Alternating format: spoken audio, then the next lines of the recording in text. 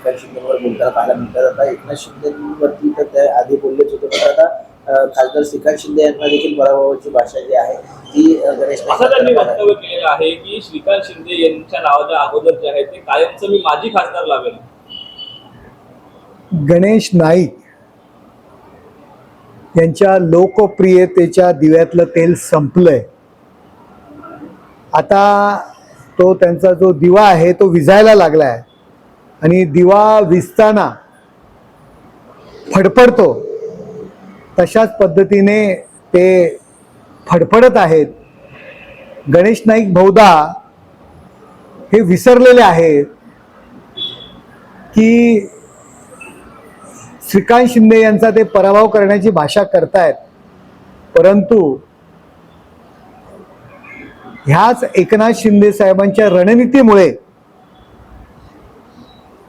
त्यांची स्वतःची दोन्ही मुलं माझी नाव लावतायत, खासदारकीला पडलेत, आमदारकीला पडलेत. श्रीकांत शिंदे एकदाही निवडणुकीत पराभूत झालेले नाही आहेत, एकही निवडणूक हारलेले नाही आहेत. विक्रमी मताधिक्याने ते निवडून आलेले आहेत. हे 2 वेळा निवडणूक हरून माजी आमदार झालेले आहेत. हे त्यांचा मुलगा माजी खासदार म्हणून त्यांना बोलावं लागतं, हे बहुतेक विसरलेले आहेत. अशा पद्धतीने टीका करायला आम्हाला सुद्धा आनंद होत नाही, परंतु आमच्यावर जर अशा पद्धतीने टीका करत असतील तर मी यांना म्हणेल की दोन्ही मुलांचा करिअर खाणारा हा बाप आहे. मुलाच्या आमदारकीच्या जागेवरती हरल्यानंतर स्वतः उभे राहिलेले आहेत, त्यांची जागा स्वतः खाल्लेली आहे. ते काय श्रीकांत शिंदे यांना पाडण्याची भाषा करतात.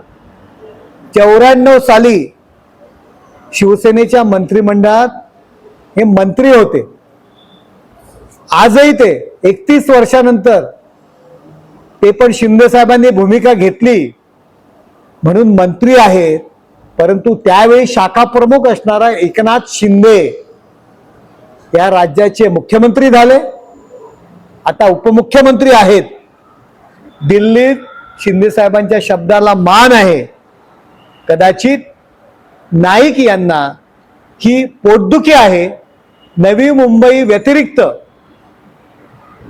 बाहेर नाईक यांना काळं कुत्रं सुद्धा विचारत नाही, ओळखत पण नाही. मला त्यांना एवढंच सांगायचंय, शिंदे साहेबांनी जर ठरवलं ना, साधी फुंकर जरी मारली तरी तुमचा दिवा विझणार आहे. पोरांना घरात बसून तुम्ही राजकारण करताय. घरामध्ये एक माजी आमदार आणि एक माजी खासदार बसवला आहे, त्यांची काळजी करा.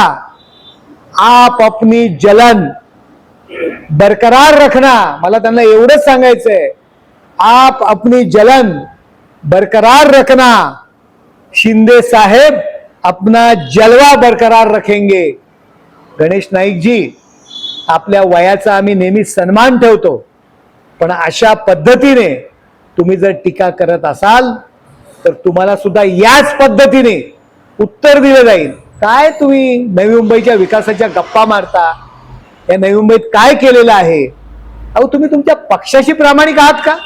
3 पक्ष फिरून आलेत, 3 पक्ष फिरून आलेले आहात.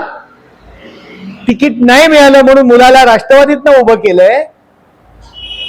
भारतीय जनता पार्टीच्या अधिकृत उमेदवार मंदा म्हात्रे यांना पाडण्यासाठी प्रयत्न आपण केलेले आहात आणि तुम्ही आम्हाला पक्षनिष्ठा शिकवताय. अहो, लोकांच्या फायद्याकरता हॉस्पिटलचा प्रस्ताव मंदाताईंनी आणलाय, तो कॅन्सल करण्यासाठी प्रयत्न करताय. कसला लोकभावनेचा तुम्ही विचार करताय? आपल्या वयाचा आम्ही मान ठेवतोय. तुर्तास एवढंच, आप अपनी जलन बरकरार रखना. शिंदे साहेब अपना जलवा बरकरार रखेंगे. ते वारंवार वक्तव्य करतात की वरिष्ठांनी मला आदेश द्यावेत, माझ्या नादाला लागू नये, वरिष्ठांनी मला आदेश द्यावेत. ठाणे पालघर यांचा सुपडा साफ मी. अरे काय सुपडा साफ? 42 जागा आम्ही नवी मुंबईत जिंकलो. 10 जागा येणार नाही म्हणत होते. काय आमची हे उखडणार आहेत? काय आमची सगळं वापरलं, सत्ता, संपत्ती, पोलीस प्रशासन, हे नवी मुंबईत सगळं वापरलं. काय आमची उखडली त्यांनी तिथे? 12-13 सीट आम्हाला कमी पडल्या, त्या पण आमच्या काही चुकांमुळे आमच्या त्या सीट पडल्या. काय उखडली आमची नवी मुंबईत? आमच्या ठाणे पालघरमध्ये ते उखडणार आहेत. मला त्यांचं चॅलेंज आहे. मी मागे सुद्धा त्यांना पक्षाच्या महाराष्ट्र प्रदेश अध्यक्षांना म्हटलेलं आहे की त्यांना परवानगी द्या. कशाला त्यांना घरी गप्पा बसवतात, खुराड्यात कोंबडा बसवतात? त्याप्रमाणे या आमच्या विरुद्ध लढा. हॉस्पिटल भूखंड मागितले पण दिले गेले नाही. काही दलालांनी ते बिल्डरांच्या खिशात घातले. मला या गोष्टीची लाज वाटते. ज्या मंत्रिमंडळामध्ये मी आहे त्या मंत्रिमंडळातील नगरविकास खात्याच्या लोकांना अशा प्रकारचं कर्मदारिद्र्य केलं असं देखील त्यांनी म्हटलंय. यांनी हॉस्पिटलच्या भूखंडाविषयी चर्चाच करू नये. आत्ता या महासभेमध्ये एका नगरसेवकाची माझ्या माहितीनुसार खोटी सही केली असं त्या नगरसेवकाचं म्हणणं आहे. आणि महापालिकेमध्ये महासभेमध्ये प्रस्ताव आणलाय. मंदाताई म्हात्रे भारतीय जनता पार्टी पक्षाचे आमदार आहेत. त्यांचा विषय हॉस्पिटल बनवण्याचा, तो रद्द करण्याचा प्रस्ताव यांच्या परवानगीशिवाय आला का? यांच्या परवानगीशिवाय तो प्रस्ताव आला का? याचं उत्तर त्यांनी द्यावं. मंदाताईंना याचं उत्तर विचारावं.